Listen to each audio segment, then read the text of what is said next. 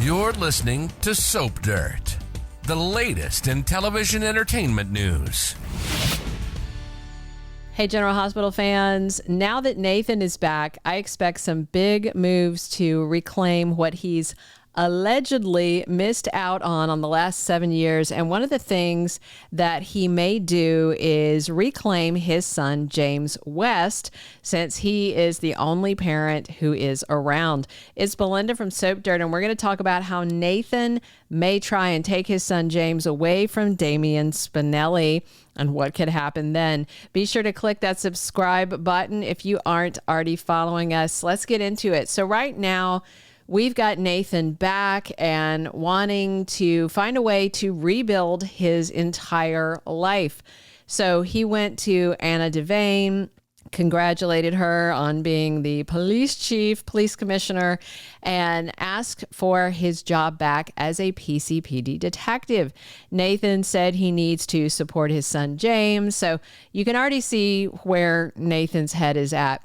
And if you believe that he cannot remember his life since his dad Faison shot him, then, you know, it's all innocent enough. And it's understandable that Nathan would want to get to know his son, James. I mean, Nathan was shot before James was born 7 years ago, and they have just finally met. And recently, Nathan told Spinelli that he would let him take the lead with James just so the little boy has consistency in his life since Maxie is lingering in a coma. But I suspect it won't be too long before Nathan says it's time for James to come live with him. So right now, Nathan is the only biological parent that James has around. And of course, Spinelli has been a wonderful father figure for James, especially the last couple of years while he's been around Maxie nonstop. And that's all true, but the kid also seemed super excited to meet his dad, Nathan, at last. Somebody that James has only known from pictures and stories up until this point. So Spinelli may not like it, but I don't think he can stop Nathan from being with his biological son. He may have to get legally realived, but after that, the court should give him the kid. I also suspect Felicia might not like him getting James either. But again, since Nathan is apparently the only conscious parent that James has, it's pretty much inevitable.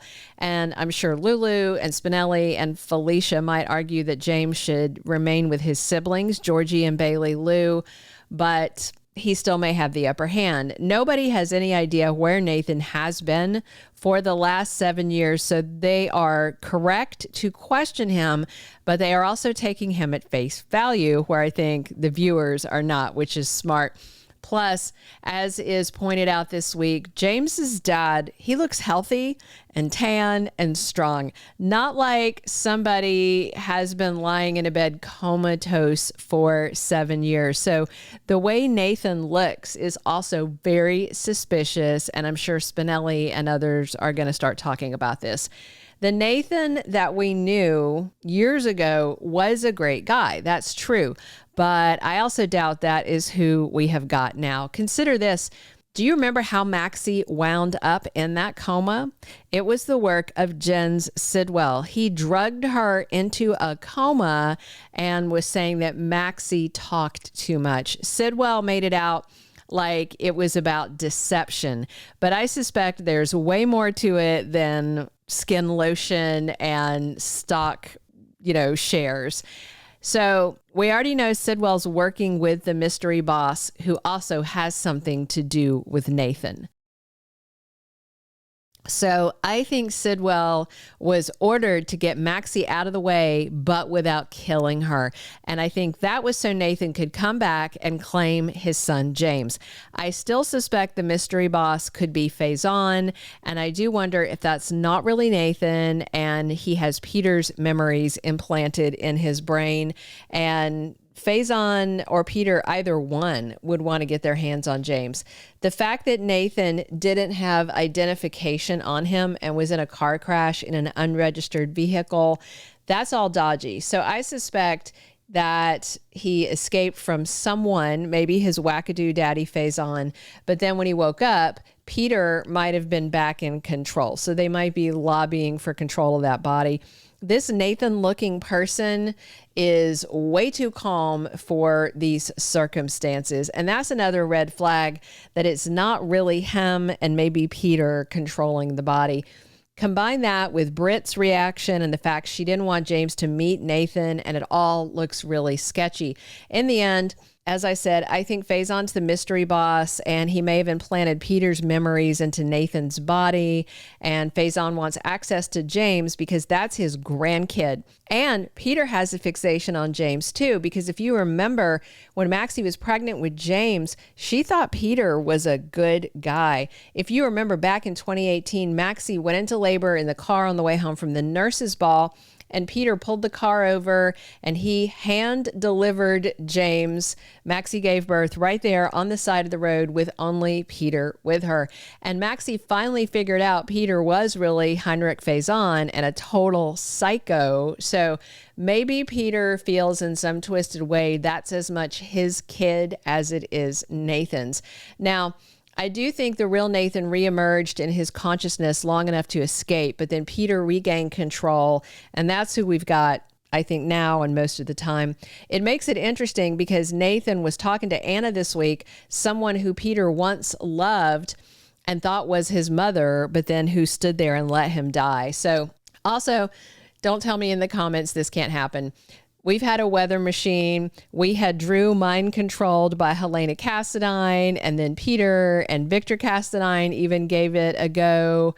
Victor had that world-ending virus. Anna thought she was Peter's mom because of implanted memory. So yeah, it could happen.